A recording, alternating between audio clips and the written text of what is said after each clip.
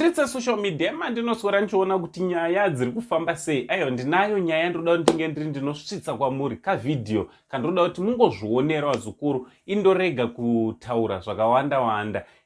Asi chekutanga ndida kutenda vese vanosupporta Sen TV. Aiwa, thank you very much for your unwavering support.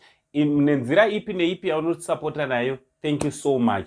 Also, nchida kukurudzira kuti vasati vasubscribe, turn on your notification bell so that every time patino upload my videos, you will be notified.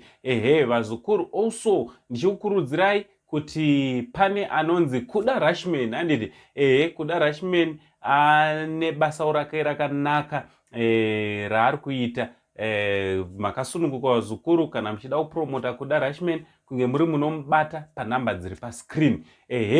Vazukuru, kavidhio kandoda kuti muzvionere imonyora comment section ndekamukoti avo vari kuratidza kuti vanenge vanga vakabatwa nezvinodhaka.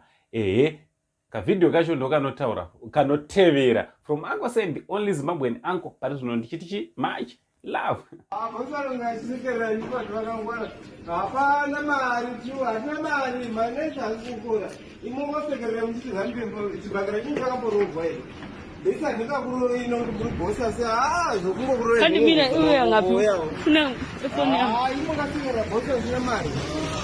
Hapana iwe unosegera bosa zina mari. Besa. Yo, kwenda di. Sisa ndikwatanza muna mari. Kodaina unike Mungu ataweza kuweka mliki hivi. Utoko na ngenda mwili wachi mashamba banga bada.